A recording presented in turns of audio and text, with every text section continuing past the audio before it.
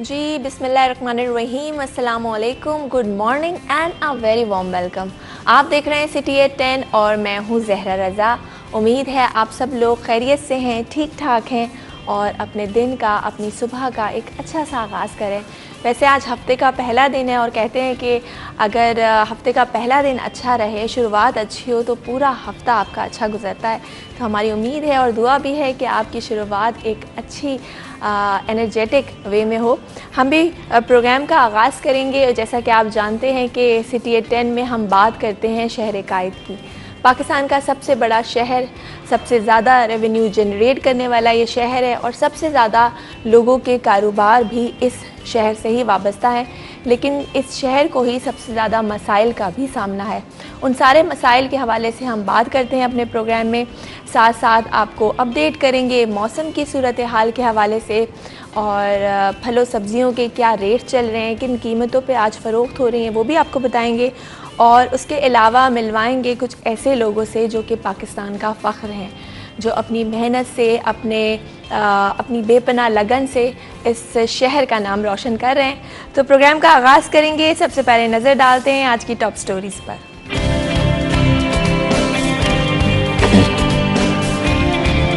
कराची वालों के लिए आज खुशी का दिन। वफाकी हुकूमत का शहर कायद के बासियों के लिए एक बड़ा मंसूबा। कराची में अब जदीद इलेक्ट्रिक ट्रेन चलेंगी। वज़ीर आज़म इमरान खान का कहना है कि कराची के साहिली जोन को सी पैक में शामिल करना गेम चेंजर है। माहीगीरों के लिए समंदर महफूज बनाएंगे।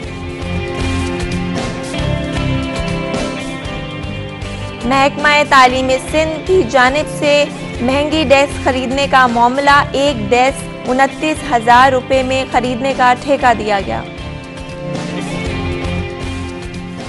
कोरोना के केसेस हुए कम तो डेंगू सर उठाने लगा। मुल्क के मुख्तलिफ शहरों में डेंगू केसेस में तेजी से इजाफा रिपोर्ट।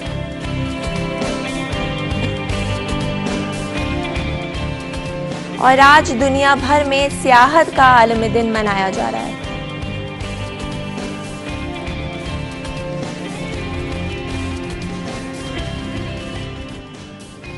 जी प्रोग्राम का आगाज़ करेंगे एक अच्छी ख़बर के साथ। फाइनली इंतज़ार की घड़ियां ख़त्म हो गई और वज़ीर आज़म इमरान खान साहब आज कराची पहुंच रहे हैं। कैंट स्टेशन पे वो कराची सर्कुलर रेलवे का इफ्तिताह करेंगे और इस मंसूबे के मुताबिक अब KCR पर जदीद इलेक्ट्रिक ट्रेन चलाई जाएंगी, जिसमें रोज़ाना 4 लाख के करीब मुसाफिर सफ़र करेंगे। और ये जदीद तेज़ तरीन ट्रेन जो है वो हर 6 मिनट के बाद स्टेशन पर आएगी।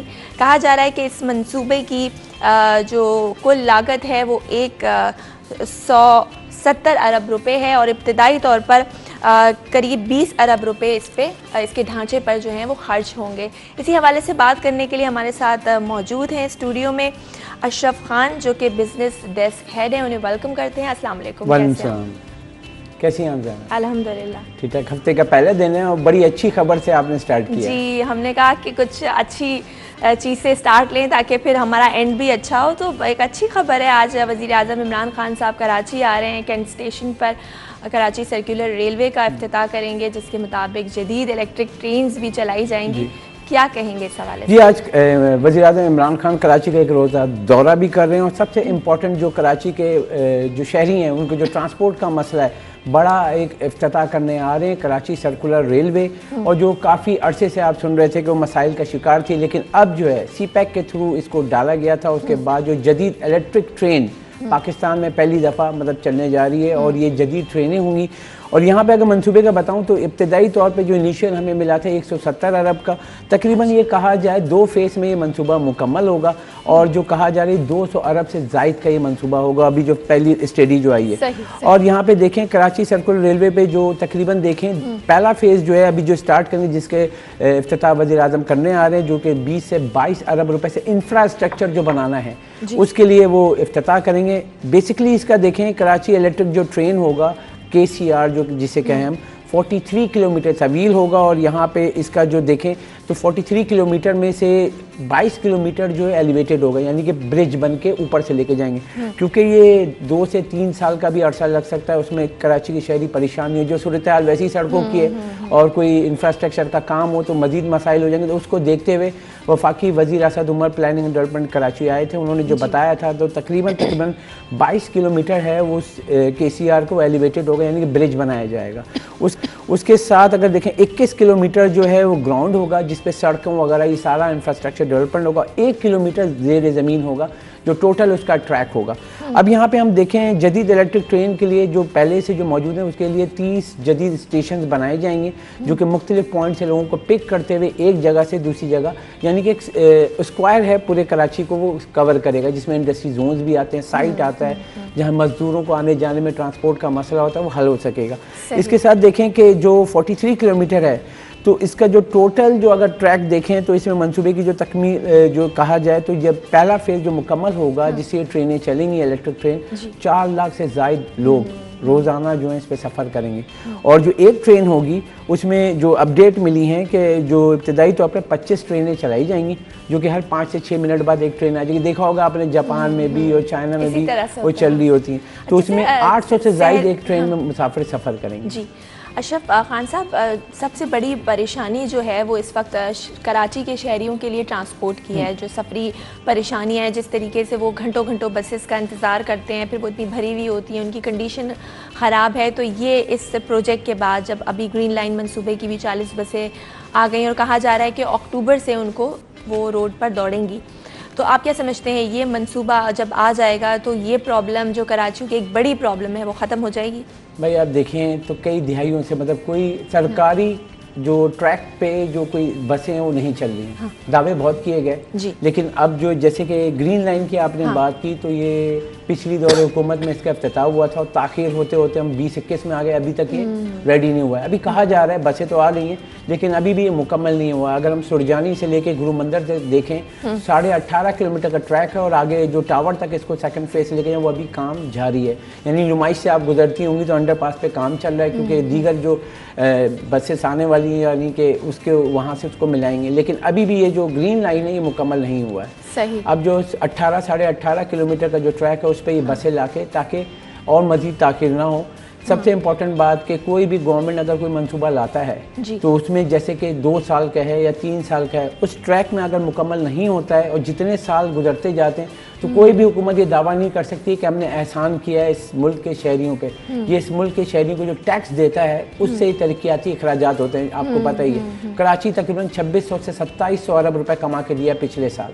अब 2627 अरब रुपए कमा के दिया है तो उसमें से अगर आप 200 अरब भी लगा रहे हैं तो कोई ऐसा नहीं है। टैक्स दहनगान के पैसे हैं जो कि मिलते हैं और इंफ्रास्ट्रक्चर डेवलपमेंट पर खर्च होते हैं। दुनिया में कहीं भी जाएं आप, जब वो टैक्स देता है तो सब कुछ पूछता है, तालीम पे कितना लगाया आपने, सेहत पे कितना लगाया आपने, इंफ्रास्ट्रक्चर पे कितना लगाया आपने, ट्रांसपोर्ट मोड पे कितना लगाया, मगर आप यहाँ नहीं पूछ सकते, नाराज़ हो जाते हैं। देखा ही होगा आपने। बिल्कुल तो आपने सही कहा। अच्छा, ये जो कराची सर्कुलर रेलवे की जो अभी मौजूदा ट्रैक है उसको देखा जाए तो वहाँ पर तजावुज़ात तो हटा दी गए हैं, लेकिन अभी भी वो ट्रैक पूरी तरह बहाल नहीं हुआ। अभी भी वहाँ पर कचरा और घास पौधे ये सब उगे हुए हैं। तो ये जो जदीद इलेक्ट्रिक ट्रेन जो चलाई जाएंगी इसके लिए एक अलहदा इलेक्ट्रिक ट्रैक बनाया जाएगा, उसके हवाले से नहीं? देखें, जो कराची सर्कुलर रेलवे है उसकी खुसूसियत ये है कि पूरा कराची ये कवर कर रहा है। जिसे नाज़माबाद से स्टार्ट होता है साइड को कवर करता हुआ, क्योंकि ट्रैक जो जैसे सिटी स्टेशन आता है यानी साइड पे आके और शेरशाह क्रॉस करते हुए अगर आप आएँ तो ये पूरा क्रॉस करते हुए आपके सिटी स्टेशन आता है, वहाँ से पूरा ये जाते हुए आपका आखिर पिपरी तक जाता है। कि पूरा कराची जो है ये कवर, गुलशन इकबाल भी आ जाता है इसमें, नाज़ाबाद भी आ जाता है, सब कवर होते हैं जो अहम एरिया हैं। क्योंकि अगर आप जाएं कराची से और आप यूनिवर्सिटी रोड पे जाएं तो एक आखिर तक जो है आप रश देखती हैं। वजह क्या है कि ट्रांसपोर्ट का ना होना।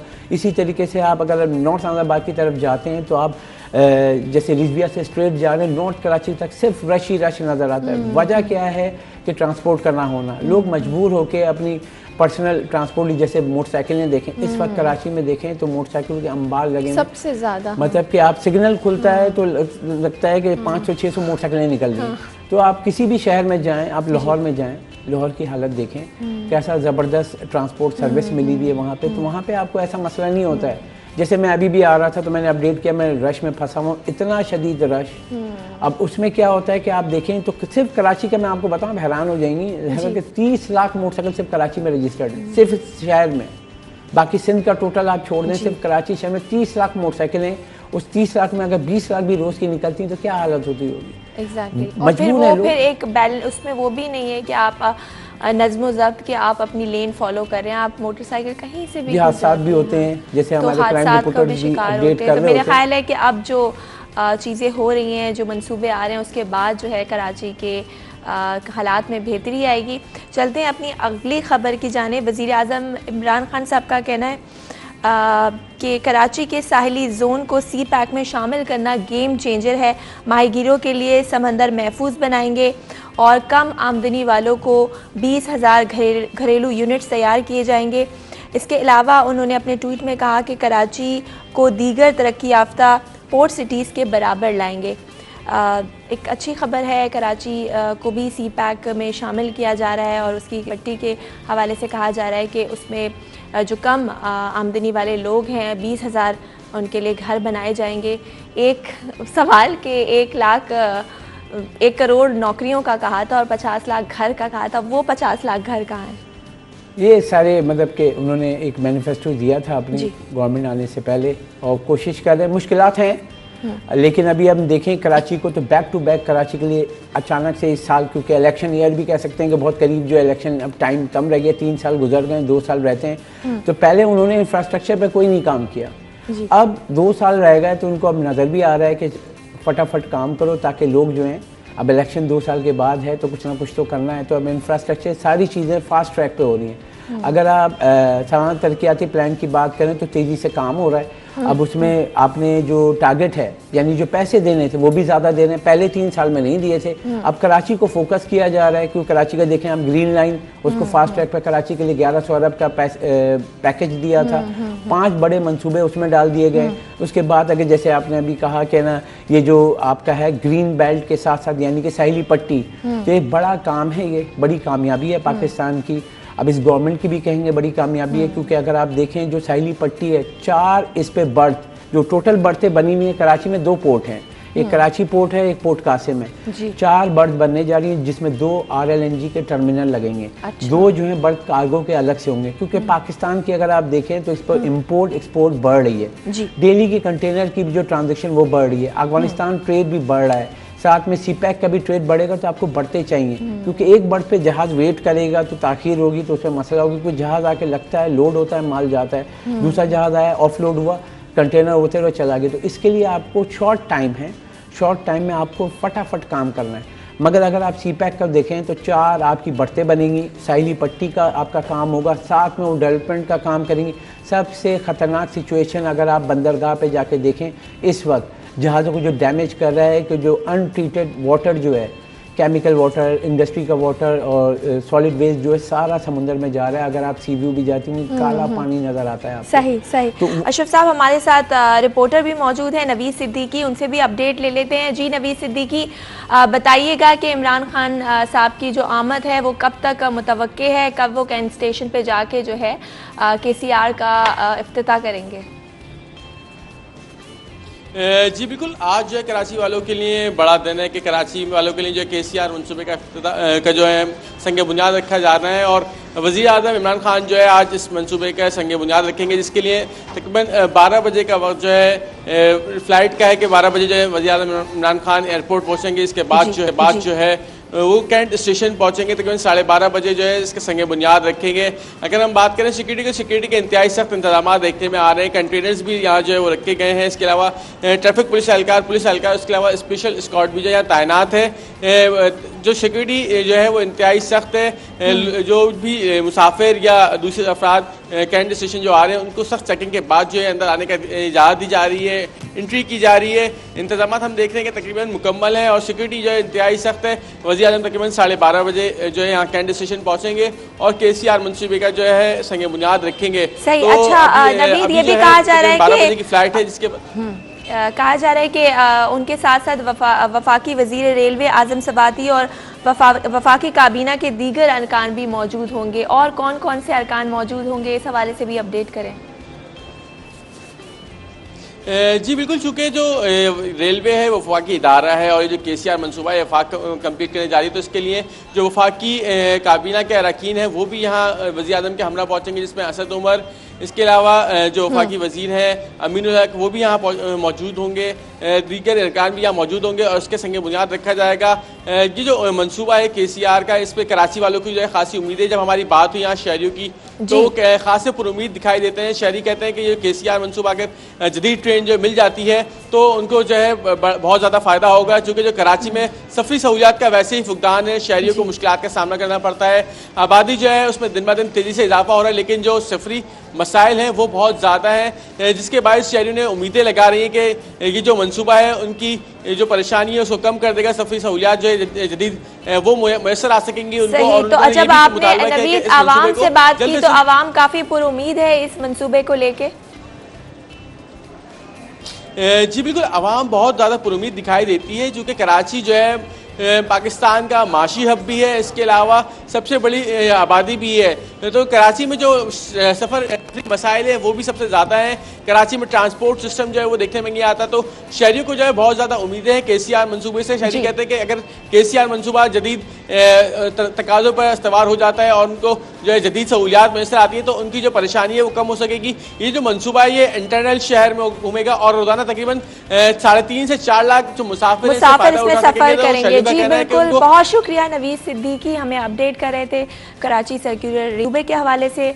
वापस चलेंगे सी पैक के हवाले से, बात कर रहे थे कि सी पैक को अब कराची को उसमें शामिल किया जा रहा है, साहिली पट्टी को, पोर्ट का आपने बताया कि वहीं से कंटिन्यू करते हैं। जी, अगर हम पोर्ट की बात करें, जैसे कि आपने 4 बरतें बनेंगी, इसके अलावा डेवलपमेंट होगी और जो सॉलिड वेस्ट पानी, जो गंदा पानी जो समुद्र में जा रहा है उसके लिए ट्रीटमेंट प्लान लगेगा, क्योंकि जो सी पैक के थ्रू चाइना के साथ जो देखा जा रहा है साहिल जो है पाकिस्तान की बंदरगाहें बहुत अहम है।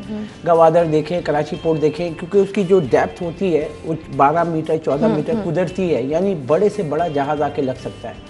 अब उसके लिए बड़े से बड़ा जहाज़ लाने के लिए आपको इतनी बड़ी आपको कारोबार भी चाहिए, तो अब उसके लिए जो काम हो रहा है बहुत तेज़ी से हो रहा है। बर्थ अगर लगती हैं ये नहीं बनती हैं तो आप सोचें ब्लू इकॉनमी किसे कहते हैं, कि आपकी जो शहर है वो आपका पोर्ट चलाता है। आप न्यूयॉर्क में जाएँ, कहीं भी जाएँ, किसी भी मुल्क में जाएँ, तो वहाँ पे उस शहर को उसकी पोर्ट जो है वो चलाता है। वफाकी वज़ीर अली ज़ैदी भी ये कहते हैं कि ब्लू इकॉनमी को अगर हम फोकस करें तो कराची पेरिस बन सकता है।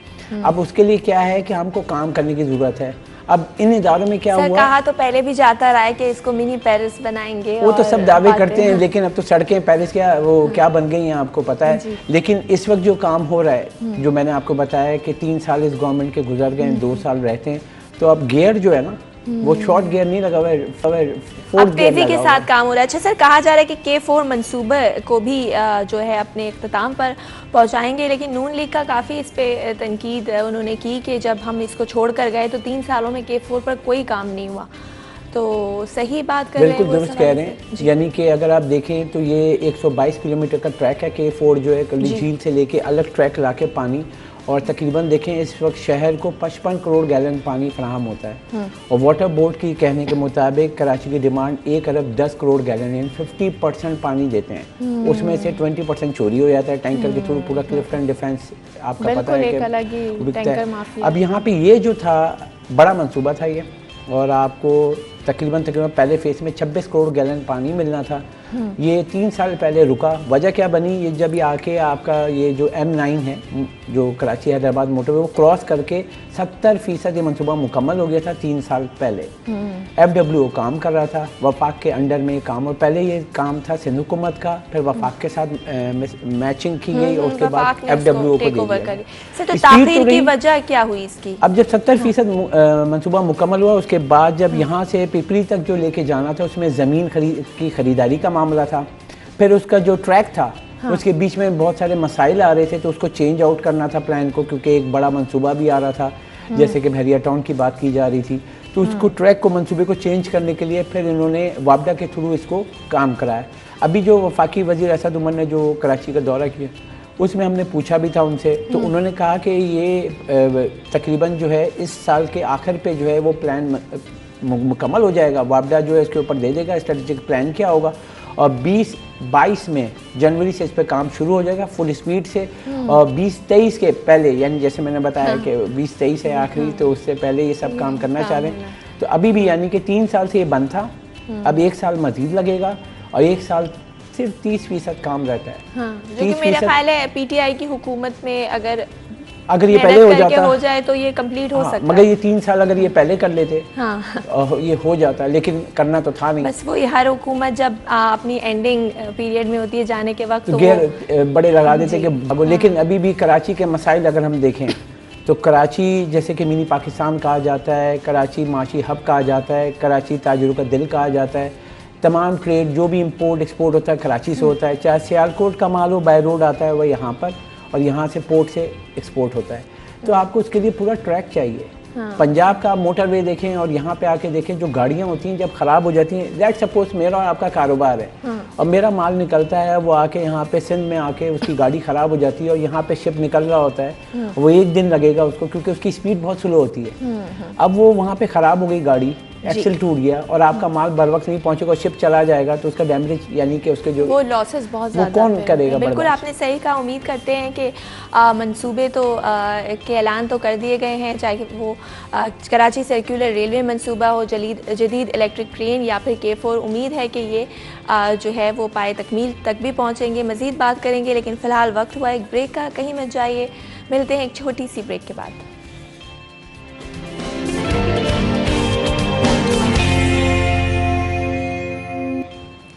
वेलकम बैक, आप देख रहे हैं सिटी एट 10। मैं हूं जहरा रज़ा और स्टूडियो में हमारे साथ मौजूद हैं अशरफ खान साहब।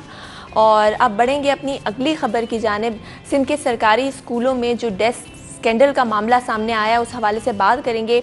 एक मामूली डेस्क जिस पे बच्चे बैठ के पढ़ाई करते हैं, वो 5 से 10 हज़ार रुपये में बासानी मिल जाता है, लेकिन वो 30 हज़ार रुपये में ख़रीद व फ़रोख्त उसकी हुई है। उसके बाद ये जो ख़रीदारी का मामला सिंध हाई कोर्ट में पहुंचा, तो सूबाई तहकीकाती कमेटी की जानिब से वज़ीर आला सिंध मुराद अली शाह और सूबाई वज़ीर तालीम ने डेस्कों की ख़रीदारी के वर्क ऑर्डर को मनसूख करने का फ़ैसला कर लिया। इस हवाले से बात करेंगे। जी सर, करप्शन का आलम ये देखें कि हर जगह करप्शन है, लेकिन अब स्कूलों में अब तालीम के नाम पर भी करप्शन की जाएगी, तो ये मुल्क कहाँ पर जाएगा? इसके हमें ग्राउंड पे जाना पड़ेगा। जैसे कि हम देखें, जो चीफ मिनिस्टर हैं वहाँ आपके हेड हैं जी, उसके नीचे तमाम डिपार्टमेंट्स आते हैं। अब जो डिपार्टमेंट्स में लोग होते हैं, अगर वो उस मियार के नहीं रखेंगे तो वो अपने काम कर रहे होते हैं। आखिर में एट दी एंड वज़ीर आला का नाम आता है या हायर अथॉरिटी का आता है। हाँ। अब यहाँ पे अगर हम देखें, जाके उस पॉइंट को देखें, हैरान कुन बात है कि 29,000 रुपए की एक डेस्क, और जो अपोजिशन लीडर हैं सिंध के, वो जाके उन्होंने बाजार में और हमारे मतलब 3,000 से 5,500 रुपए की टैक्स बनती है जी। और नॉर्मल ये आप फर्नीचर हम लोग भी लेते हैं, अब इतनी की कोई नहीं है कि अगर आप एक डेस्क ले रहे हो 29,000 रुपए की, तो इसका मतलब कि आपका 5,000 को भी लें, 5, 10 मतलब 5 टाइम 5 गुना महंगी चीज़ आप दे रहे हैं। अब वो एक ही दफ़ा कह रहे हैं कि जैसे एक ही दफ़ा खा जाओ। हाँ। तो अब ये है कि उसमें फोकस करना कि अब उन्होंने वो कमेटी बनाई फ़ौरन से, और जब ये खबर आई है उसके बाद उसको देखा, तो उसके बाद अब अदालत में जब गया है, तो अब ये एक सवाल बनता है कि अदालत में जैसी केस जाती, पहले कमेटी बनाई गई थी और तहकीकात हो रही थी, और अचानक से वर्क ऑर्डर जो है कैंसिल हो गया। सर, ये जो तहकीकाती कमेटी बनाई गई थी वज़ीर आला सिंध मुराद अली शाह साहब की जानिब से, ये कैंसिल क्यों कर दी गई? ये बात समझ से बाहर। अब इसमें क्योंकि केस गया अदालत में, हाँ। वहाँ तक बात हुई कि गूंज होती है खबर की, वो वहाँ तक पहुँची और कुछ दरख्वास्त गुजार भी जाता है, तो उसके बाद सवाल तो ये उठता है ना कि एक अगर आप ये पेन का हम लेते हैं, ये पेन है 10 रुपये का, अब ये पेन मैं बाज़ार से ख़रीदता हूँ 10 रुपये का, और आप सरकारी इदारा हैं, आपको मैं 30 रुपये का देता हूँ, तो ये तो सवाल उठता है ना कि 10 रुपये की चीज़ 30 रुपये की, मतलब डबल से भी ज़्यादा, मतलब वो तो हर चीज़ पे है। अब मेन वही कि आप जो लोग तैनात करते हैं, क्योंकि तैनाती में कुछ होता होगा, मतलब जो हम तो मतलब ये नहीं कह रहे हैं, मगर लेकिन जो पैसे दे के लोग आते हैं तो वो अपना पैसा वापस भी निकालते हैं। अब हर पोस्ट पे, चाहे तालीम हो, सेहत हो, कोई भी डिपार्टमेंट देखें, उसकी जो सूरत हाल है वो उनको खुद पता है। वज़ीर आला सिंध जो है अभी फेडरेशन हाउस आए हुए थे, वहाँ सवाल भी हुआ उनको, पहले सेहत पे उन्होंने बहुत तारीफ की, जैसे जिना कार्डियो की बात की कि बहुत ज़बरदस्त काम कर रहा है। फिर वहाँ पे उनसे सवाल हुआ मीडिया की जानिब से कि आप सेहत की बात करें, तालीम की क्या सूरत हाल है, तो उन्होंने माना कि कुछ कोताहियाँ हैं। अब मेन ये कि जो चीफ है उसके नीचे जो लोग बैठे हुए हैं वो अगर गलत काम कर रहे हैं तो उनको देखना चाहिए। सर आप क्या कहेंगे जो करप्शन होती है ख़ास तौर पे नीचे लेवल से अगर हम देख लें तो क्या नाअहल लोगों को भर्ती कर दिया जाता है और सिंध में ख़ास तौर पर ये चीज़ देखी जाती है कि अपने रेफरेंस के जो लोग हैं मेरिट नहीं है। अभी हमने देखा सरकारी स्कूलों में जो प्राइमरी टीचर्स हैं उनके लिए टेस्ट जो हुए उसमें से सिर्फ बहुत ही कम 300 के करीब जो हैं टीचर्स पास हुए, बाकी सब फेल हुए। मतलब जो कामयाबी का रेशो है 1% भी नहीं है। तो ऐसे लोगों को अगर हायर कर लिया जाए तो ये वजह है जब नाअहल लोग आएंगे जिनके पास स्किल नहीं होगा और फिर वो करप्शन करते हैं ज़ाहिर है आकर। अभी इसके दो रुख हैं इस खबर के जी। अगर हम अभी जो टेस्ट हुए थे और पूरे सिंध से लोगों ने आके टेस्ट दिया उसमें से अगर आपने 200 या 300 पास हुए तो एक परसेंटेज देखें कि अगर ये लोग चाहते तो ये डायरेक्ट भी जैसे भर्तियां पहले होती रही हैं सरकारी भर्तियां तो रख लेते। मगर अब इस खबर का अगर मेरी नज़र में अगर आप पूछते हैं तो मैं ये देखता हूँ कि अगर वो टेस्ट होके वो सामने आए, स्क्रूटनी हुई कौन सही है कौन गलत, तो इस दफ़ा पहली दफ़ा हुआ है कि अगर 10,000 लोगों ने टेस्ट दिया और उसके बाद 200 या 300 लोग पास हुए तो अब यानी कि वो जो पास हुए 200-300 लोग वही अहल हैं जो तालीमी इदारों में या XYZ कहीं भी लगेंगे। लेकिन पहले क्या होता था वो आया उसने पर्ची लिखवा के लाया और लाके भर्ती हो गया, उनका तो कुछ नहीं पता था। अब इस खबर को अगर हम देखें वो आके जो उन्होंने टेस्ट दिया पहले ही होता था एंट्री टेस्ट नहीं होता था, अब एंट्री टेस्ट ये वज़ीर आला सिंध ने खुद ऐलान किया था क्योंकि इससे पहले जो पर्चियाँ आती थी सियासी भर्तियाँ आपने हर जगह सुनी होंगी तो सियासी भर्ती पे लोग जो आते हैं कैसे आते हैं हम लोग भी डिपार्टमेंट सियासी भर्तियां चलो हो जाती हैं वो एक अफसोस की बात है, लेकिन उसके बाद वो तनख्वाहें लेते रहते हैं, टीचर्स आते नहीं, घोस्ट टीचर्स हैं और स्कूल भी कुछ ऐसे हैं जिनका नामो निशान नहीं रहा है। 3-4 तलबा वहाँ पर आ जाते हैं और टीचर्स मौजूद ही नहीं होते। ये घोस्ट मुलाजमीन घोस्ट मुलाजमीन, लेकिन चलो आपने रेफरेंस से करवा भी लिए तो आप अपना फ़र्ज तो निभाएं। अब घोस्ट मुलाजमीन का यानी भूत मुलाजमीन आप जो नजर ही नहीं आते ना कभी। मतलब सिंध के टोटल 32 इदारे हैं। जी। अब आप सोचें कि हर इदारे में लोग जो रखे गए तो उसके बाद स्क्रूटनी हुई तो कितने लोग हज़ारों लोग निकले जो कि आते ही नहीं, उनकी तनख्वाहें जा रही हैं। हम कराची में वाटर बोर्ड की बात करें और वही लोग कहीं और नौकरी करके भी तनख्वाहें ले रहे हैं, वो तो सब इनका चल रहा होता है। और सरकारी मुलाजमीन का इनका ये होता है कि एक मोहर लग जाती है कि पूरा आपका भाई पैसे फिक्स हैं, फिर आप रिटायर्ड होते हैं तो वो पैसे फिक्स हैं। अब तमाम सरकारी इदारों की जो हालत देखें जाके अगर उनसे पूछें कि आप कितने अहल हो तो आपको लग पता जाएगा। यानी कि उस बंदे से पूछ लो कि आपने जो इस डिपार्टमेंट में इसका काम किया है तो यकीन करें उसको नहीं पता होगा। अब यहाँ पे हम जैसे हम बिजनेस की हम चीज़ें देख रहे होते हैं, साइट एसोसिएशन में एक साइट लिमिटेड है, उसका क्या काम है कि साइट एसोसिएशन में जो काम होता है इंफ्रास्ट्रक्चर ये सब वो पैसे लेके वहाँ पे काम करते हैं। वहाँ 3 गुना ज़्यादा मुलाजमीन है, उनसे पूछते हैं इसका काम क्या, उसको पता ही नहीं, कह रहे इंडस्ट्री जोन है। अब उसका काम है कि इंडस्ट्री से पैसे कमा के टैक्स लेके वहाँ पे डेवलपमेंट करना, सीवरेज के निज़ाम को बेहतर करना, सड़कों को बेहतर करना। साइड में अगर आप जाएं अपनी गाड़ी पे तो आपको लगेगा कि मिनी ट्रक लेके जाना पड़ेगा, जीप लेके जानी पड़ेगी। अब ये जो इदारों की बात कर रहे हैं हम वहाँ पे वही जैसे हमने डेस्क के मामले की बात की 29,000 रुपये का डेस्क खरीदा तो नाअहल लोग रखे हुए। अब यहाँ पे जब ये आए हैं तो यहाँ पे भी अभी जैसे टेस्ट हुआ है तो आपके सामने आ गया कि इतने सारे लोगों ने टेस्ट दिया और स्क्रूटनी हुई, सब सामने आ गया क्योंकि पता ही नहीं है। और यहाँ पे सिंध में जो ज़्यादातर देखा गया है, इंटीरियर सिंध की बात करें हम, जब वो पेपर देते हैं तो वो आपको पता है चीटिंग कैसे होती है, खुलेआम वहाँ पे खड़े होते हैं और वो चीटिंग हो रही होती है। और जो यहाँ पे अहल लोग हैं उनको वो जगह नहीं मिलती है। हम कितने लोगों से मिलते हैं, हम यहाँ पे यूनिवर्सिटी में मैं अभी गया था, एक सेमिनार हुआ था, मतलब मुझे बड़ा अफसोस हुआ कि हमारे ऐसे बच्चे जो पढ़ के निकलते हैं, हमारे दोस्त, हमारे भाई, और जब जाते हैं नौकरी के लिए अब वो उनका हक नहीं है कि अगर वो पढ़ के एक पोजीशन ली हुई है वो डिग्री लेके घूम रहा है, उसको नौकरी नहीं मिल रही है। आपको पता है इस वक्त आप जाएँ MBA पास, आप जाके सेमेस्टर की फ़ीस पूछें MBA की। सर फीसें इतनी ज़्यादा हैं MBA सेमेस्टर, आपने सही कहा, बड़ी मुश्किल से 5 साल की लोग डिग्री लेते हैं, प्रोफेशनल डिग्री लेने के बाद वो नौकरियों पे नहीं है। और जो लोग नहीं पढ़े लिखे हैं वो सियासी भर्तियाँ उनकी हो जाती हैं। जब इस तरह होगा तो मुल्क कैसे तरक्की करेगा, ये एक बहुत बड़ा सवालिया निशान है। अगली खबर की तरफ जाएंगे। मुल्क के मुख्तलिफ शहरों में केसेस में तेज़ी से इजाफा रिपोर्ट हो रहा है और आपको बताएं कि अब तक तकरीबन 1400 मरीज़ सामने आए हैं, जिनमें से कराची में सिंध समेत 5 अफराद ऐसे हैं जिनकी मौत वाक़या हुई है।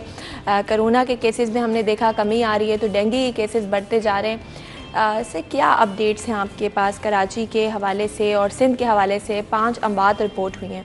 भाई अगर आप देखें जो कराची में कोरोना की जो अपडेट हमारे पास रोज़ आ रही होती है, उसमें देखा है कि कोरोना केसेस कम हुए हैं और अमवात भी कम हुई। वजूहत क्या हैं कि जो सख्ती की गई उसके बाद जो लोगों ने वैक्सीन लगाई।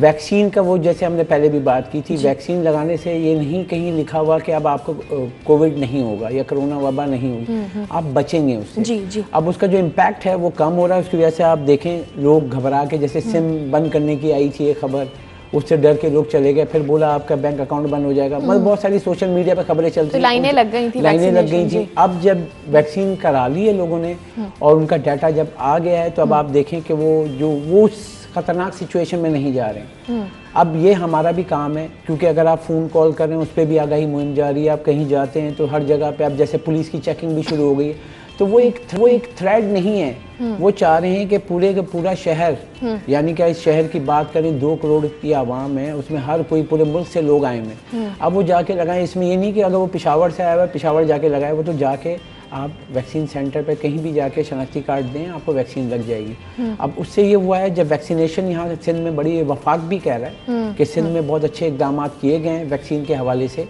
अब यहाँ पे जब वैक्सीनेशन प्रॉपर पूरे शहर की हो जाएगी तो आप देखिएगा जो ये अमवात है उसका रेट भी कम हो जाए, क्योंकि हम लोग डिले बहुत करते हैं हर चीज़ में। तो वेट करते हैं, किस चीज़ का वेट करते हैं? सर ये कोरोना केसेस में तो अल्हम्दुलिल्लाह अब कमी आई है, लेकिन डेंगी तो एक सीजनल हमेशा इसी सीज़न में होती है। जब भी मानसून आता है उसके बाद हम देखते हैं डेंगी केसेस में इजाफा हो जाता है, मच्छर ज़्यादा हो जाते हैं। तो क्या शहरी या ज़िले इंतज़ामिया कोई स्प्रे या इस तरह की कोई चीज़ कर रही है ताकि इन मच्छरों से निजात हासिल हो सके? तो ये ज़िला इंतज़ामिया कचरा नहीं उठाती है तो स्प्रे कहाँ से करेगी? नहीं, वो भी कहा जा रहा है सर कि by the end of October हम कचरा फ्री बना देंगे। हर चीज़ जब स्ट्रीम पे जब आप मुख्तलिफ, अभी बारिश का इस पहले का आया था, अभी फिर आ रहा है। जब बारिश का पानी जमा होता है तो आप देखते हैं सीवरेज लाइन भी अब बाहर आ जाती है। अब वो गंदा पानी जब आता है तो ये जो आपको डेंगी और ये सारा, तो वो जो वहाँ पे गंदी बारिश का पानी जमा हो रहा है वहाँ से उठ रहे हैं, फिर उसके बाद गंदगी आपकी, क्योंकि अब बैक्टीरिया कहाँ होता है वो आपको देख रहे हैं।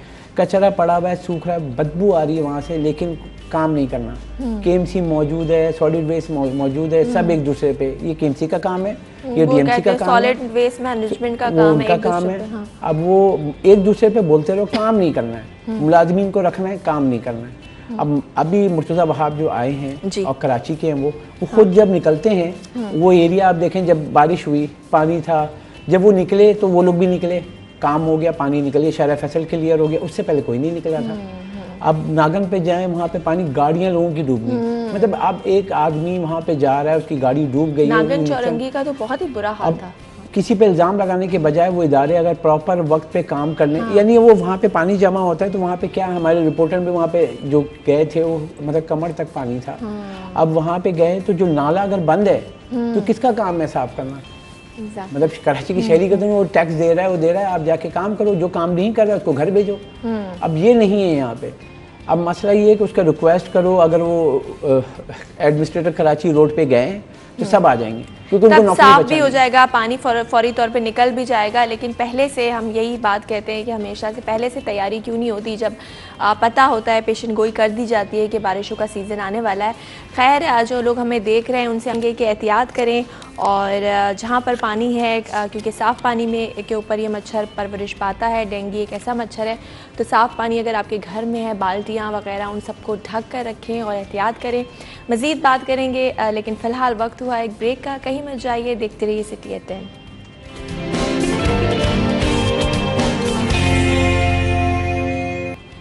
वेलकम बैक, आप देख रहे हैं सिटी एट 10 और चलेंगे अपने अगले सेगमेंट की तरफ। आज के भाव तो जानते हैं अपने रिपोर्टर बसीम से कि क्या अपडेट्स हैं आज, मुख्तलिफ अशिया की क्या कीमतें चल रही हैं। जी बसीम।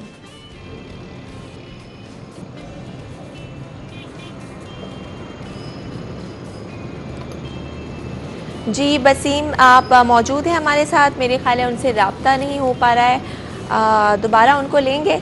और अब हम बात करेंगे कुछ अपने मेहमानों के साथ। नो डाउट पाकिस्तानी जब भी कोई काम करते हैं तो वो बहुत ही कमाल काम करते हैं। ऐसा ही एक काम जो कि है वो कराची के शहरियों ने किया है और हमारे साथ इस वक्त मौजूद हैं। दो मेहमान हमारे साथ मौजूद हैं, उनका तारुफ़ कराना चाहूँगी, उसके बाद उनका कारनामा भी बताया जाएगा। हमारे साथ मौजूद हैं उवैस कुरैशी जो कि फ़ाउंडर और CEO हैं बायोनिक्स, एक कंपनी है उसके, और उनके साथ मौजूद हैं मौज़ ज़ाहिद जो कि बिज़नेस डेवलपमेंट मैनेजर हैं बायोनिक्स के। अब बायोनिक्स करती क्या है? ये एक ऐसी कंपनी है जो कि बहुत ही लो कॉस्ट पे एक मसनूई हाथ बना रही है। वो लोग जो कि किसी भी वजह से अपना हाथ खो बैठे हैं, उससे महरूम हो चुके हैं, कोई हादसा उनकी ज़िंदगी में रोनुमा हुआ या फिर कोई ऐसी बीमारी किसी के साथ खुदा न खास्ता पेश आए, तो उसके लिए ये मसनूई हाथ बना रहे हैं। और ये हाथ ऐसा है कि ये ब्रेन से सिग्नल लेता है और फिर काम करता है। तो मज़ीद जानते हैं जी उवैस कुरैशी साहब और मौज़ ज़ाहिद साहब, आपको वेलकम करते हैं शो में। और इस वक्त ये और आपको ये भी बताते चलें कि मौज़ ज़ाहिद जो हैं वो ख़ुद इनके पास आए थे 1 साल कबल और इन्होंने अपना हाथ जो है एक हादसे में खो दिया था और अब माशाल्लाह से ये इसी ग्रुप का हिस्सा हैं और काम कर रहे हैं जी। तो माज़, कैसा एक्सपीरियंस है? और ये जो अभी आपका मैंने देखा, बड़ा ही एक मुझे मतलब खुशी भी हो रही है देख के कि जिस तरह से ये मूव कर रहा है, तो इसके बारे में बताइए। जी, ये ऐसा है कि बेसिकली 1 साल पहले मुझे करंट लगने की वजह से मेरा हाथ जो था वो इम्प्यूट हुआ था, मुझे कटवाना पड़ा था क्योंकि हाथ का जो पॉइजन है वो पूरी बॉडी में फैल रहा था। तो हादसे के बाद बेसिकली यही माइंड में एक चीज़ चल रही थी कि सॉल्यूशंस अवेलेबल होंगे दुनिया में, कहीं ना कहीं तो होंगे, ठीक है। तो ढूंढते ढूंढते मुझे अल्हम्दुलिल्लाह पाकिस्तान में ही अवैस भाई और बायोनिक्स का मुझे रेफरेंस मिला। तो मैं जब 1 साल पहले इनके पास आया, इनके पास आके मैंने बायोनिक काम अपना इनसे लगवा के मैंने यूज़ करना स्टार्ट किया, अपनी लाइफ को दोबारा जीना स्टार्ट किया, ठीक है। तो उससे पहला चेंज जो आया वो ये आया कि लोगों के क्वेश्चंस चेंज हुए, क्योंकि पहले जो लोगों के क्वेश्चंस होते थे वो ये होते थे कि क्या हुआ, कैसे हादसा हुआ, ठीक है। फिर एक बड़ा सिंपैथेटिक वे में कि भाई जवान लड़के के साथ ये क्या हो गया, ठीक है। बट आफ्टर दैट ऐसा हुआ कि अपनी लाइफ में दोबारा मैंने जीना स्टार्ट किया प्रॉपरली, ठीक है। कमी नहीं महसूस होने दी, फिर इन्होंने भी नहीं महसूस होने दी क्योंकि उन्होंने मेरा एक फिलअप कर दिया था चीज़ को। तो फिर करते करते अल्लाह का शुक्र है कि आज ऐसा है कि अल्हम्दुलिल्लाह मैं टीम का पार्ट हूँ। और अल्हम्दुलिल्लाह।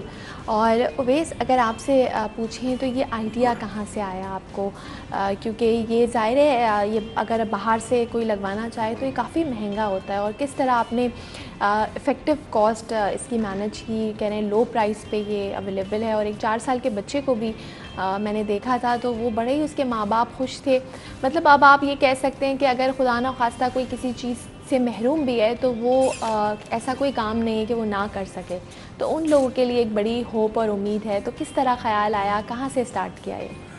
बिल्कुल ऐसे ही है। आज से तकरीबन 5 साल पहले मैंने और बायोनिक्स के फाउंडर अनस नियाज़, तो हम दोनों दोस्त थे। तो हमने ये कंपनी इनिशिएट की, और इनिशिएट करने के बाद फिर हम पिछले 5 साल से कॉन्स्टेंटली इसके ऊपर रिसर्च एंड डेवलपमेंट और मेहनत कर रहे थे। सो करते करते अल्हम्दुलिल्लाह हम एक वेरिएंट पे आए, दैट वाज ब्लैक एक्स, जो मौज़ भाई वेयर कर रहे हैं। और फिर हमने कोविड टाइम पे, क्योंकि सब कुछ लॉकडाउन था, तो हमने अपनी सिर्फ रिसर्च एंड डेवलपमेंट कंटिन्यू की और हमारी जितनी टीम थी हमने उसको सस्टेन किया। और सस्टेन करते हुए हम एक वेरिएंट पे आए, दैट ज़िंदगी 2.0, वो बहुत रोबस्ट और स्किन कलर प्रोस्थेटिक है। अब हमारे पास जब प्रॉब्लम ये थी कि जब लोगों को सोल्यूशन देखते थे तो दैट वाज 2 to 2.5 kg का प्रोस्थेटिक, जो आपने दिन में 10 घंटे पहनना है, उसका एक हार्नेस पहनना है, और वो तकलीफ थी। तो वेट की वजह हमने उसके बाद जो सोल्यूशन डेवलप किया, that's almost around 700 grams, 1 kg से भी कम, और वो फंक्शनैलिटी उससे ज़्यादा कन्वीनियंट।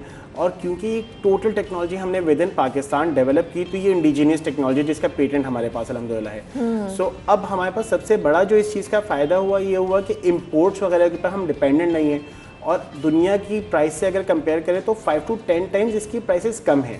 15,000 US$ से इंटरनेशनल मार्केट में इसकी कॉस्ट स्टार्ट होती है। अच्छा। और आज वही फंक्शनैलिटी उसके बिल्कुल नेमो बदल के ऊपर जो चीज़ मौज़ भाई के पास है, उससे वो ड्राइव कर सकते हैं, राइटिंग कर सकते हैं, खाना खा सकते हैं, most of his daily works. अच्छा, ये जो प्रोस्थेटिक लिम्ब आपने बनाया तो इसकी काफ़ी रिसर्च आपने कहा कि आपने की, तो कितना टाइम लगा उसको बनाने में और रिसर्च के बाद?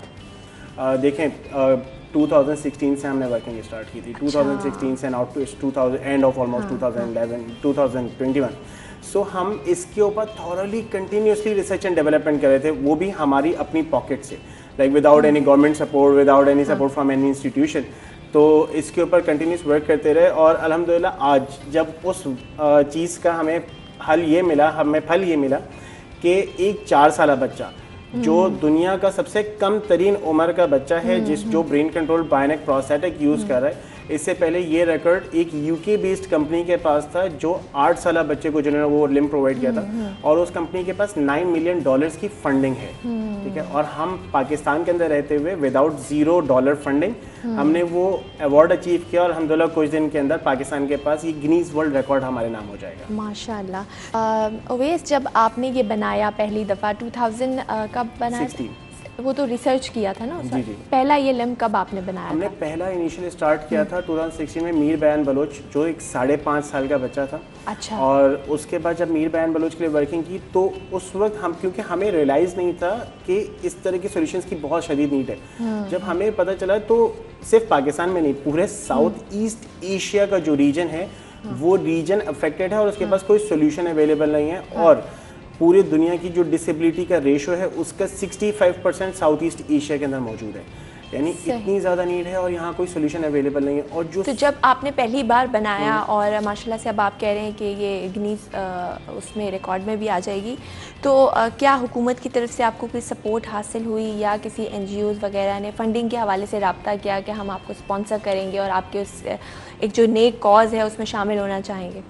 देखिए, कुछ NGOs हैं जो अल्हम्दुलिल्लाह हमारे साथ वर्क कर रही हैं, कुछ CSR कंपनीज जो हैं वो अपनी CSR के अंदर इस चीज़ को इनकॉर्पोरेट करने की कोशिश कर रही हैं फ़िलहाल। जो सबसे मेन चीज़ होती है, जो गवर्नमेंट बॉडी की फंडिंग है उसके ऊपर हम काफ़ी ज़्यादा गवर्नमेंट के इंस्टीट्यूशन से और गवर्नमेंट की अथॉरिटीज़ से मुलाकात कर चुके हैं, जिसके अंदर बहुत बड़ी बड़ी अथॉरिटीज़ मौजूद हैं, लेकिन अल्टीमेटली वो चीज़ मीटिंग्स तक रह जाती है और उसके ऊपर बहुत ज़्यादा कोई खातिर खा हमारे पास रिजल्ट आ नहीं पाता। बट हमने कभी भी उस चीज़ को कंसिडर करते हुए अपनी रिसर्च नहीं रोकी, हमने उस चीज़ के ऊपर रिसर्च एंड डेवलपमेंट कंटिन्यू की। अल्हम्दुलिल्लाह कि अभी जो गवर्नमेंट है तो हम कोशिश कर रहे हैं कि सिंध गवर्नमेंट के साथ और फेडरल गवर्नमेंट के साथ मिलकर कोई ऐसी सिनर्जी क्रिएट कर लें, क्योंकि प्रोस्थेटिक प्रोवाइड करना हुकूमत की जिम्मेदारी है और वो दे रही है।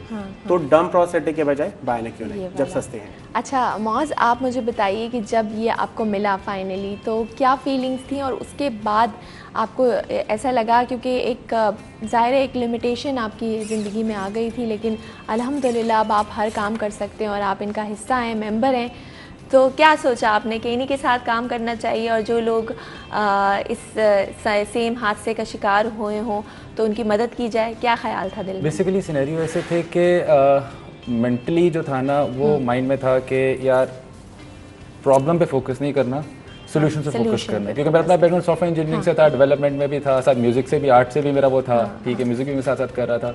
तो हमेशा से ही ना एक माइंड में एक चीज़ रही थी यार सोल्यूशंस अवेलेबल होते हैं, ठीक है, मेंटली अपने आप को थोड़ा सा स्ट्रॉन्ग रखना है। अल्लाह खैर करेगा इंशाल्लाह। एक चीज़ गई है, 3 बच भी गई हैं, ये भी आ जाएगी। बस एक चीज़ ये चल रही होती थी कि हो जाएगा।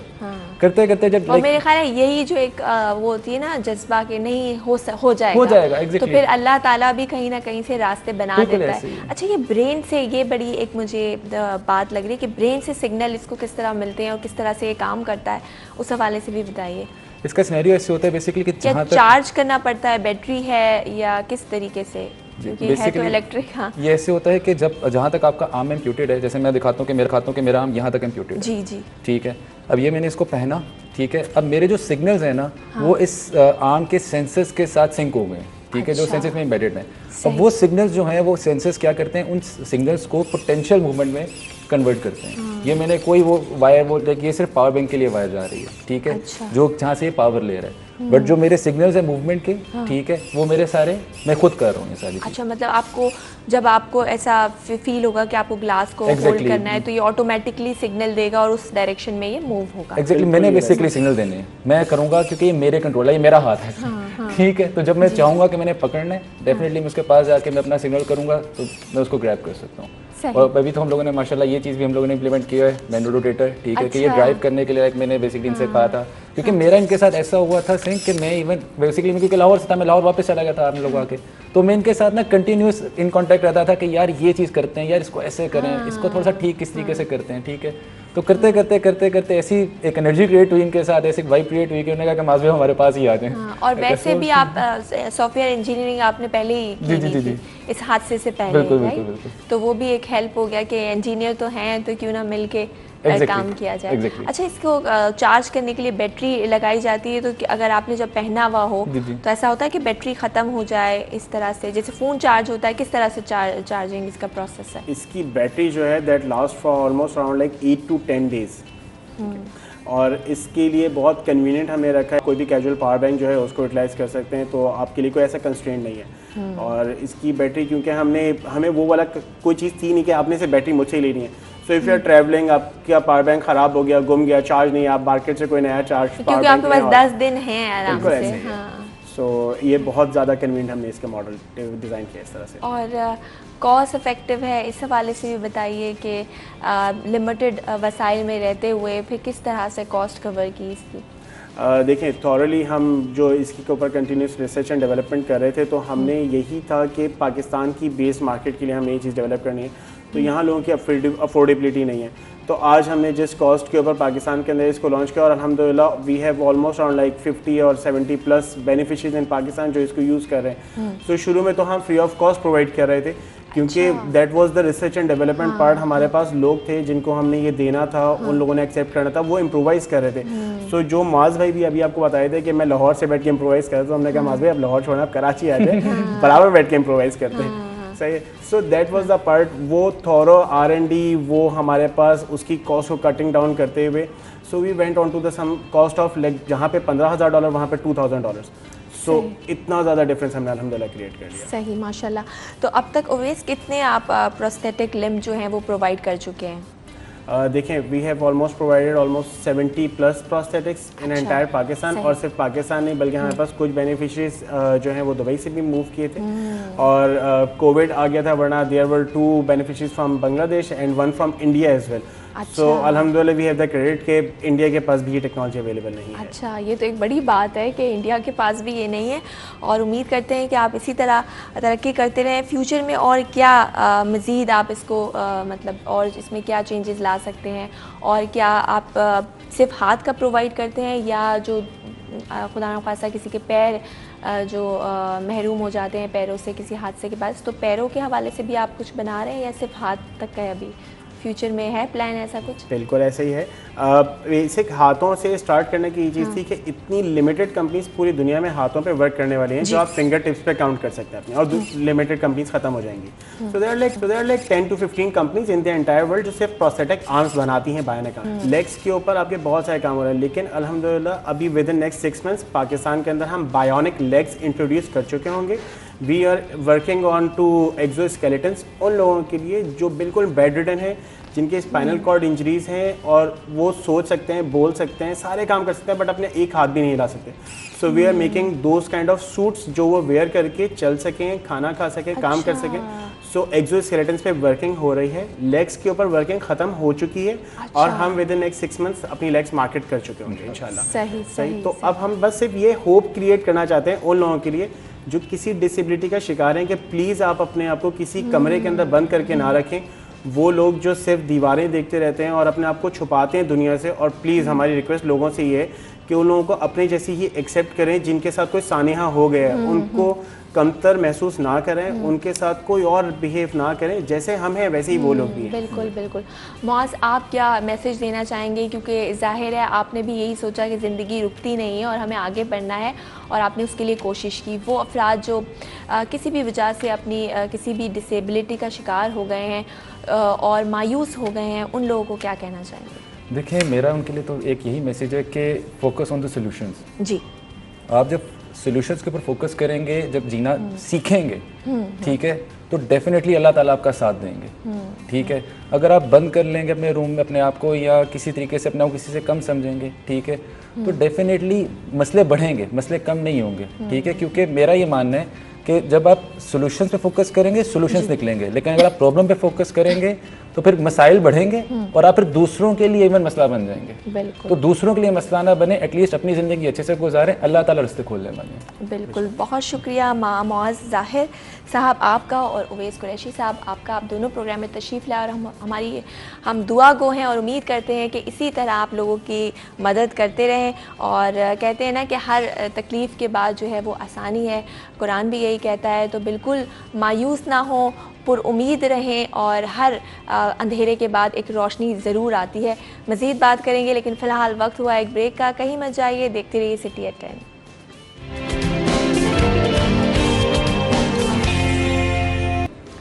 जी वेलकम बैक, आप देख रहे हैं सिटी एट 10। मैं हूँ ज़हरा रज़ा। बढ़ेंगे अपने अगले मौजू की तरफ। कोरोना की अगर बात की जाए तो कोरोना ने हर किसी को अफेक्ट किया, लोगों के कारोबार को अफेक्ट किया, बड़े बड़े बिजनेसेस बंद हो गए, लोगों की दुकानों में ताले लग गए। वहीं कोरोना ने तालीम के शोबे को भी बहुत मुतासर किया। हमने देखा कि मुसलसल स्कूल्स बंद होते रहे, फिर खुलते रहे, फिर हम ऑनलाइन एजुकेशन की तरफ शिफ्ट हो गए। तलबा का बहुत हर्ज हुआ और अब कराची बोर्ड की जानिब से ये फ़ैसला किया गया है कि तमाम बच्चों को पास कर दिया जाएगा। जो फेल हुए हैं उन्हें भी पासिंग मार्क्स दे के प्रमोट कर दिया जाएगा। इस हवाले से बात करेंगे। हमारे साथ मौजूद हैं अतीक अजीम साहब, जो कि वॉइस चेयरमैन हैं ऑल प्राइवेट स्कूल एसोसिएशन के। उनको वेलकम करते हैं। अस्सलाम वालेकुम। वालेकुम अस्सलाम। जी अतीक, अब कराची बोर्ड की जानिब से फ़ैसला किया गया है कि तमाम तलबा को पास कर दिया जाएगा, वो भी जो कि फ़ेल हुए हैं उनको भी पासिंग मार्क्स दे दिए जाएंगे। तो फिर मेरिट का क्या होगा? देखें, ये जो इस वक्त सिचुएशन है जो कि हमने इस पूरी दुनिया ने ही फेस करी, इस पूरे प्लैनेट ने ही फेस करी, और ये कभी सोचा भी नहीं था, कभी तसव्वुर भी नहीं किया था कि इन चीज़ों से कोरोना जैसी पेंडेमिक आएगी और हम सब उससे निमरदाज़मा होंगे। तो इस वक्त जो बोर्ड ने जो फैसला किया है, ऑलरेडी 5 मार्क्स ग्रेस मार्क्स दिए जाएंगे तमाम बच्चों को, ये तो पहले तय किया गया था। जी। लेकिन हम बिल्कुल इनकरेज नहीं करेंगे as vice chairman all private school management association Sindh, हम बिल्कुल भी इसको इनकरेज नहीं करेंगे कि ऐसा किया जाए कि बच्चों को पास किया जाए। लेकिन अगर ये इस दफा कर भी गया है तो इसको रिवायत नहीं बनाया जाए। ये सिचुएशन, अगर इनके पास कोई भी हल नहीं था, हम जानते हैं कि बच्चे पढ़ नहीं पाए, पूरे साल जो है बच्चों की पढ़ाई सही नहीं हुई, बच्चे स्कूल नहीं जा पाए, और अगर वो फेल हो जाते तो उनका पूरा साल जाया हो जाता। आने वाले वक्त में करियर का प्रॉब्लम है, बच्चों ने बाहर जाना है, बच्चों ने मेडिकल टेस्ट में जाना है, तो ये बात सही है, लेकिन इसको रिवायत नहीं बनाया जाए। हम तो लेकिन अतीक, फिर भी वो बच्चे भी तो हैं जो अभी भी इस माहौल में रहते हुए, चाहे ऑनलाइन एजुकेशन हो, लेकिन वो पास हुए हैं, तो उन बच्चों के साथ ये ज़्यादती नहीं होगी कि जो फेल हुए हैं उनको मार्क्स दे रहे हैं? तो वो मेरिट वही अगेन कि जब हम आगे जो मैट्रिक के स्टूडेंट हैं या ओ लेवल्स के तो नहीं, मैट्रिक के, वो आगे जाएंगे कॉलेज की तरफ या यूनिवर्सिटीज़ की तरफ, तो वही कि अगर आप मतलब कैपेबिलिटी नहीं है आपके अंदर, तो आप कैसे आगे आपको प्रमोट किया जा सकता है?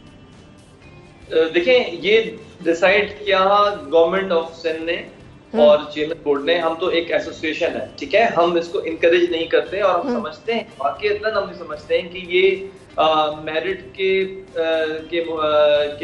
मेरिट पूरा खराब हुआ है, मेरिट पे नहीं हुई चीजें, और वो बच्चे जो कि ऑनलाइन पढ़ के पास हो रहे हैं, तो वाकई उस हवाले से तो मेरिट नजर नहीं आ रहा। लेकिन बात ये कि हम कह रहे हैं इसको रिवायत ना बनाया जाए, क्योंकि हमारे पास ऑनलाइन सिस्टम के हवाले से मैट्रिक सिस्टम में ये सब कुछ करना पॉसिबल नजर नहीं आ रहा था कि इसके एग्जाम लिए जाएं, ये किया जाए, ये जैसे एमकेट के एग्जाम होते हैं उस तरह से बाकायदा पूरे लाखों स्टूडेंट के बच्चों का इस तरह एग्जाम लिया जाए।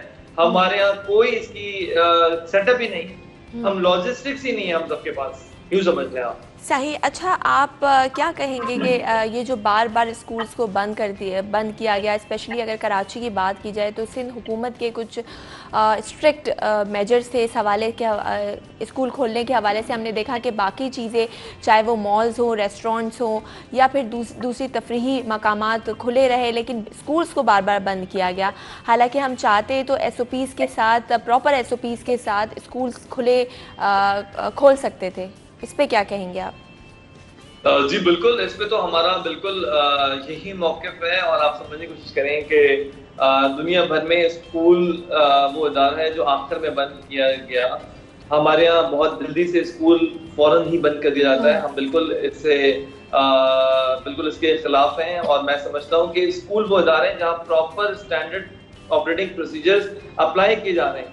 SOPs प्रॉपर अप्लाई किए जा रहे हैं स्कूल्स के अंदर, आप समझ रहे हैं। तो स्कूल को बंद करना तो बिल्कुल ही गलत है। हम समझते हैं कि बच्चों को बहुत नुकसान हुआ है, इन 2 साल के अंदर बच्चे कई साल पीछे चले गए और बच्चों के रूटीन खराब हो गए। तो उसको बच्चे, आप समझ लें कि पाकिस्तान में कोई एक बच्चा भी ऐसा नहीं है जो हॉस्पिटलाइज्ड हो कोरोना की वजह से। बच्चों को कोरोना शायद हो भी जाएगा, फैमिली में अगर किसी को हुआ है तो माँ से भाई इसके कि उसको एक छींक आ जाए, इससे ज्यादा कोरोना बच्चों को इफेक्ट करता ही नहीं है। पूरी दुनिया में ये बात साबित है। तो स्कूल को बंद करना तो बिल्कुल ही गलत है कि बार-बार और अतीक साहब, एक तो वो बच्चे हैं चलो वो ऑनलाइन क्लासेस ले सकते हैं, जैसे हमने प्राइमरी की बात की, सेकेंडरी स्कूल वाले हैं जो कि समझ सकते हैं। एक वो बच्चे हैं जो बहुत छोटे हैं, जो जिनको मॉन्टेसरी के थे या जो प्रैक्टिकली चीज़ों को एक्सपीरियंस करके चीज़ें सीखते हैं, तो उन बच्चों का कितना हर्ज हुआ है। बिल्कुल, छोटे बच्चों के लिए तो ऑनलाइन सिस्टम बिल्कुल फेल है। अब आप सोचिए, रिसेप्शन मॉन्टेसरी के बच्चों को जिनको टीचर पकड़ के बिठाती है, उसकी एक बात को नोट करती है, तो वो छोटा सा 3 साल 4 साल का बच्चा, उसको कैसे जूम पे ऑनलाइन पढ़ाया जा सकता है। बहुत चैलेंजेस है, बहुत मुश्किल है। आप खुद बताएं कि क्या कभी आपने किसी बच्चे को हॉस्पिटलाइज होते हुए देखा है कोरोना के अंदर? आपने किसी अतराफ में कहीं कि उसको कोरोना हुआ और हॉस्पिटलाइज हो गया है? बच्चों को तो पता भी नहीं होता कि कोरोना क्या चीज है, सिवाय कि एक छींक आ जाए और कुछ भी नहीं है। और हमारे यहाँ स्कूल में 100% अप्लाई होता है SOPs को, तो स्कूल को बंद करना मैं समझता हूँ कि बिल्कुल गलत है, बिल्कुल गलत है। अच्छा, एक और सवाल के जो स्टूडेंट्स हैं उनको तो रिलीफ दिया जा रहा है, लेकिन जो माँ बाप परेशान रहे कोरोना के बायस और फीसेस नहीं दे पा रहे थे, उनकी फीसेस में तो कोई रियायत नहीं की गई। देखें, इस वक्त जो मैं पर्सनली जानता हूँ कि अगर आप स्कूल्स में जाएंगे तो आप यकीन करें इस वक्त 90%, मोर देन 90 स्कूल्स ने एडमिशन फीस माफ की हुई और लोग जा रहे हैं और बच्चों का एडमिशन करा रहे हैं। और आप यकीन करें, जब से गवर्नमेंट ने ऐलान किया कि 20% डिस्काउंट दिया जाएगा, तो 20% क्या, लोगों ने 40% डिस्काउंट दिए हैं और 6-6, 7-7, 8-8 महीने की फीसें नहीं आई। पूरे साल भी बच्चों ने एडमिशन फी फ्रीज करा दिए, लेकिन फीसेस नहीं दी। तो आप ये समझने की कोशिश करें, स्कूल्स ने 90% स्कूल्स ने बहुत ताउन किया, 100% तो एक्सेप्शनल है। बिल्कुल। अच्छा, ठीक है। तो सर, अब ये जो बच्चों को प्रमोट किया जा रहा है, आप नहीं समझते कि उन बच्चों का एक तरह से फ्यूचर भी स्टेक पर है? क्योंकि अगर उनमें, फिर मैं वही कहूँगी, आगे किसी ने मेडिकल की तरफ जाना है, किसी ने इंजीनियरिंग की तरफ जाना है, किसी ने बिजनेस स्टडीज़ की तरफ जाना है। 2 साल, पिछले साल भी हमने देखा बच्चों को प्रमोट कर दिया गया, इस साल भी यही है। रिवायत नहीं बनेगी, लेकिन फिर भी जो चीज़ वो नहीं सीख पाए, तो आपको नहीं लगता कि कहीं ना कहीं वो एक खला रह जाएगा? देखिए, ये एक ऐसी सिचुएशन है जिसमें स्टूडेंट्स, बिजनेस कम्युनिटी और एक आम आदमी सबने फेस किया है। तो मैं ये समझता हूँ कि पेरेंट्स को चाहिए कि अपने बच्चों की वो वीकनेसेस जो रह गई हैं उसको कवर कराया जाए। अब बच्चे जो मैट्रिक से पास होके जो कॉलेजेस में जाएंगे, मैं ये समझता हूँ कि जो रिजल्ट आता है उस पर 90% बच्चे तो पास होते ही हैं। 10% का मसला है जो ऑन एवरेज हमेशा से होता आ रहा है, ठीक है। तो अब ये कि जब वो आगे कॉलेज के अंदर आ जाएंगे तो वो कहीं ना कहीं तो फंसेंगे। फर्स्ट ईयर में जाने के बाद वो फर्स्ट ईयर तो पास नहीं कर सकता अगर रिवायत नहीं नहीं बनेगी इस बात की, तो आगे वो फंसेगा बच्चा ना। तो उसको चाहिए जो वीकनेस रह गई है उसको कवर कराना, और पेरेंट्स को चाहिए इस बात इसकी जिम्मेदारी ले। और मैं समझता हूँ कॉलेजेस को भी चाहिए कि जब बच्चे आए तो उनको थोड़ा सा एक जो प्रीवियस चीजें उसको भी साथ लेके चलें। बिल्कुल सही कहा आपने। बहुत शुक्रिया अतीक अजीम साहब आपका, आपने दिया। मज़ीद बात करेंगे, एक और मौजू शामिल गुफ्तगू करेंगे, लेकिन फ़िलहाल वक्त हुआ एक ब्रेक का। कहीं मत जाइए, देखते रहिए सिटी एट 10।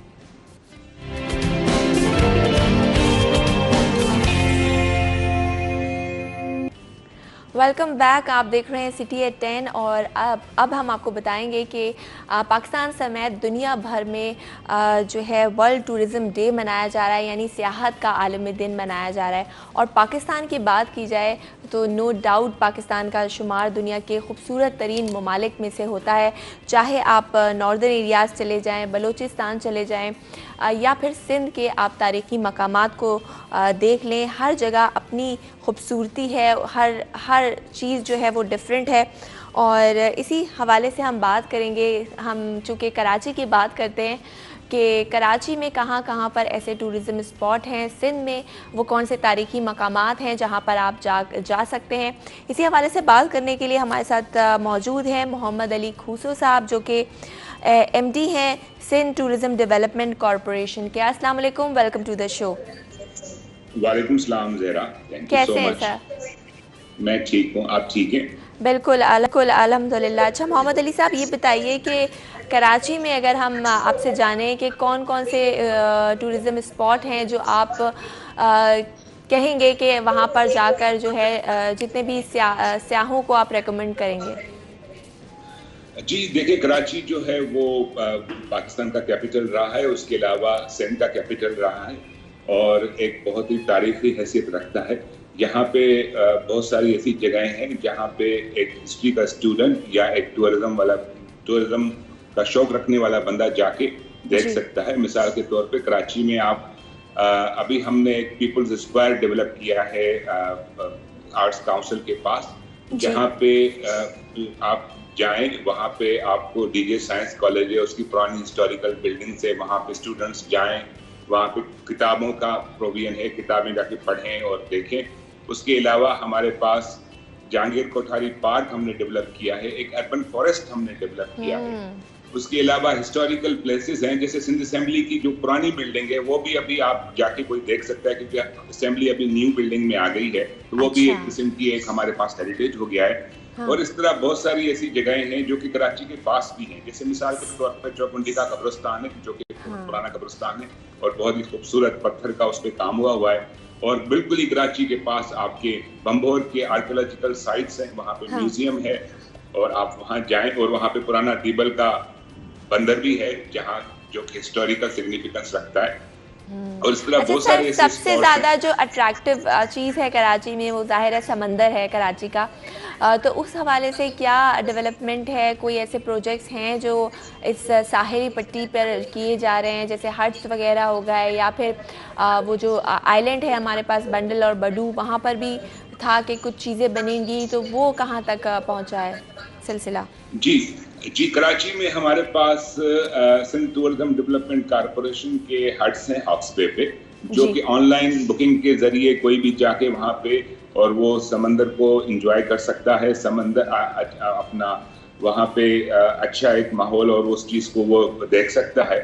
उसके अलावा जो हमारे पास आइलैंड्स हैं, उन आइलैंड्स के हवाले से अभी हमने कोई ऐसा प्लान नहीं किया, लेकिन आगे हम फ्यूचर में लेके आ रहे हैं कुछ के जो उस पर हम जैसे वाटर स्पोर्ट्स होती है, स्कीइंग होती है, उसके हवाले से हम कोई ऐसा कोई जामिया कोई मंसूबा प्लान करें और उसमें हम लोगों को तफरीह प्रोवाइड करें with safety and security. Definitely we will definitely announce very soon जो भी हम नए स्पोर्ट्स के वो लेके आएंगे, वाटर स्पोर्ट्स के।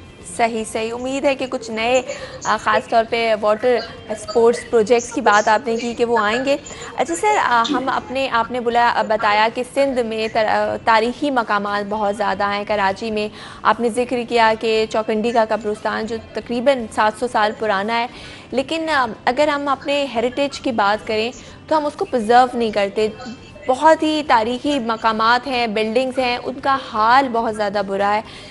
तो ये क्या वजह है? इनको क्यों नहीं ठीक हाल से रखा जाता, या हमारी जो तारीख़ी इमारतें हैं उनको क्यों प्रिजर्व नहीं किया जाता?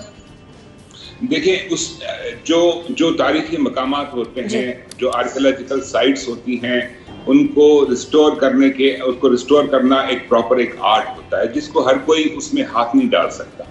अभी मैं आपको बताऊं, एक हमारे पास जो PIA की बुकिंग ऑफिस है अपना, वहाँ पे हमारे पास एक फ्री मेसन का लॉज होता था जो कि बाद में वाइल्ड लाइफ डिपार्टमेंट के पास हो गया। वो बड़ी खूबसूरत बिल्डिंग है, उसको हमने रिस्टोर किया है, उसमें हम एलिमिनेशन भी कर रहे हैं, उसको बेहतर किया है। उसके अलावा आप जाके देखें, कायद-ए-आज़म हाउस म्यूजियम है फातिमा जिन्ना रोड पे, वो भी बड़े खूबसूरत तरीके से उसको रिस्टोर और प्रिजर्व रखा गया है। इसी तरह ग्रेजुअली हम बहुत सारे हमारे पास ऐसी जगहें हैं जिनको हम ग्रेजुअली प्रिजर्व भी कर रहे हैं और उनको उनके अपने ओरिजिनल उसमें भी लेके आ रहे हैं। देखिए, तो कराची का मौसम ऐसा है कि चीज़ें आहिस्ता आहिस्ता वो होती हैं, थोड़ी सी उनमें खराबी आ जाती है क्योंकि वेदर है, उसमें सॉल्टिश एयर बड़ी उसमें ह्यूमिड होती है। लेकिन हम आहिस्ता आहिस्ता ऐसे ग्रेजुअली ऐसे प्रोजेक्ट्स लेके आते हैं कि उन चीज़ों को हम ओरिजिनल उस ग्रैंडियर में लेके आए। हाँ, हमारे पास प्रॉब्लम्स हैं क्योंकि हमारे पास पॉपुलेशन इन्फ्लक्स बहुत ज़्यादा है, हमारे वसाइल बहुत लिमिटेड हैं, लेकिन फिर भी हम अवेयर हैं कि कुछ चीज़ें ऐसी हैं कि जो कि की जा सकती हैं इसका ओरिजिनल हेरिटेज करने के लिए, तो इंशाल्लाह जल्दी आप एक विजिबल डिफरेंस देखेंगे। सही। अच्छा सर, पीटीआई की हुकूमत की बात की जाए तो उनका ये ख़ास मकसद था कि सियाहत को जो है फ़रोग मिले और उसको काफ़ी काम भी हुआ इस हवाले से, इसके जो टूरिज़म है पाकिस्तान में उसको प्रमोट किया जा सके। तो सिंध हुकूमत का क्या इक़दाम है, और फंडिंग की अगर बात की जाए तो आप लोगों को फ़ंड्स वगैरह दिए गए प्रॉपर जो टूरिज़म डिपार्टमेंट है? देखिए जी, पहली बात तो ये कि जो टूरिज्म है ना, वो हमारी जब कॉन्स्टिट्यूशनल अमेंडमेंट्स हुई थी जिसमें कॉन्करेंट लिस्ट जो है वो खत्म की गई थी, तो ये अभी टूरिज्म जो है एक प्रोविंशियल सब्जेक्ट है। It has been now devolve to provinces, तो प्रोविंसेस ने अपने रिसोर्सेज खुद जनरेट कर दिए। लेकिन वज़ीर आज़म इमरान खान साहब का वाकई बहुत बड़ा थ्रस्ट है, वो हमारे साथ हर महीने में एक ऑनलाइन मीटिंग भी करते हैं, और उस मीटिंग में वो जो है अपना ऑनलाइन मीटिंग करते हैं, और उस मीटिंग में वो हमें अपना हमसे ब्रीफिंग लेते हैं कि आपके क्या अपडेट्स हैं टूरिज्म के प्रमोशन के हवाले से।